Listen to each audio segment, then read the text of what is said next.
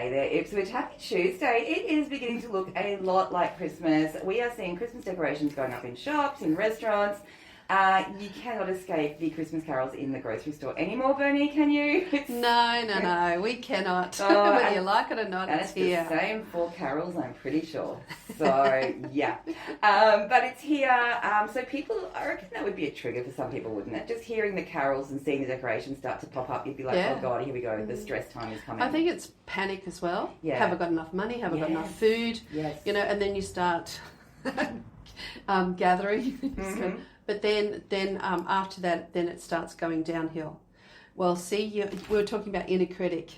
You haven't done this, you haven't done that. Look at this, and it's just, and then all of a sudden it gets so overwhelming for you that you give up, or you start criticizing and judging yourself. Yeah. So what we're asking you to do is, instead of having the inner critic, how about you have your own inner champion? Mm-hmm. You know, champion the way. Oh my gosh, you know, and praise yourself. Yeah. Praise yourself oh my God, I've done that. Yes, tick that off. You know, what reward can I give myself? It's like, you know, training a little puppy. Yeah. What's my treat? Yeah. But you have to follow through with it, because what our inner critic and our hard taskmaster does is that at the end of this I'm going to do such and such. At the end of this I've got 10 more jobs before I actually have a rest. Yeah. Stop lying to yourself, and especially this silly season. Yes. And we talked about this last week. Our main goal is balance and harmony. And if you can have inner peace is a bonus. Yes. When you have that inner peace, you're not listening to the inner critic, you're just being present, grounded, and you know you're enjoying. Yeah. You know, the biggest thing. Yep. Or accept. Yep. I haven't got enough money, so how am I going to budget? Yeah. You know, instead of beating yourself up, I haven't got enough food. How about I can ask other people to start bringing and sharing food? Yeah. In our family, it's generosity plus. Yes. Yeah. Come on over. Look, we'll have all the food. We'll have everything. Yeah. And at the end of it, it's like, oh my God, you know, I shouldn't have done that. Yeah. So it's like, think about the stuff before, feel it before. And the other thing too, just on that, is everyone's in the same position at the moment, right? Everyone's feeling the pinch. Yeah. So the more you can share and share that burden, I guess, you don't have to take it all on yourself. Yeah. Yeah. And there's another really good one. Choose discomfort over resentment. Oh. All right, so that's a really good one. That's speaking up, that's asking, that's really stepping out of your own self. Yeah. Choose discomfort over resentment, because resentment lasts for a very long time and it really eats away at you. I should have said this, I should have said that, what about this? And it just, that inner chatter is just shut up. Yeah. You won't ever get that inner peace. Yeah. So another one is, I might just do the boundaries because I'll get going, and we'll do the exercise stuff next time.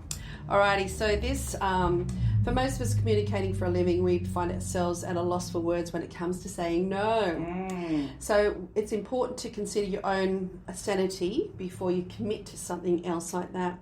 How can you politely and firmly say no? How can we get others to respect our boundaries? If you haven't got boundaries, we have to go on that and to another call. Yeah. But this is really helping you start, all right? And you know, I'd love it if any of these people listening to us, if they can come in, you know, what would they like us to ask? Or, you know, is this hard for them? We can break it down. You know, what's our first step? Because I know that I can finally say this, I'm quite sure that you can, but I'm sure there's quite a few people listening to this that, oh, well, it's really scary. How am I going to start? So just let us know that.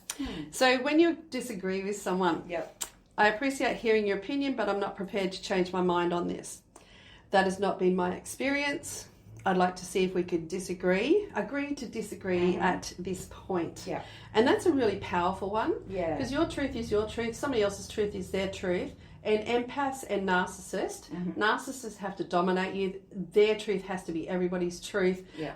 And you have to abide by everything. Well, in actual fact, when you're really getting your energy back, actually, this is my truth. And, you know, it's all, put the wall up. And my truth is not worth less than your truth. That's another thing that empaths really struggle with, isn't it? Is feeling like your truth is not as important as someone else's. Yeah. Yeah. You know, it's equal, mutual, or not at all. Yeah. Yeah. You know, just keep putting that, you know. And if this narcissist, other people, oh, look, it's not just workplaces. Like I've had a mother-in-law, a mother, Yeah. you know, and lots of other narcissistic people.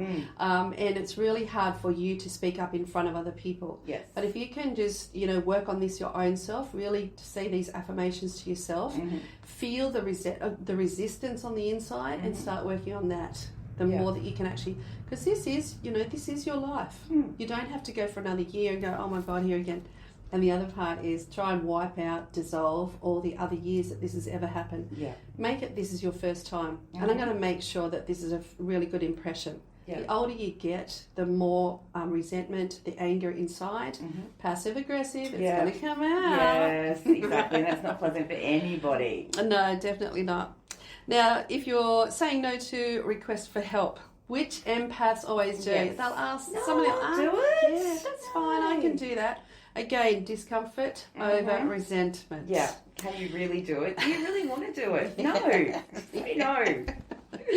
I know I said yes, but I hadn't considered other things I've going on. I can't add anything else to my task list. I'm overextended. I won't be able to work on this or help you. Yeah. Thanks for thinking of me on this one. I'm always up for a challenge, but this is far too much for me.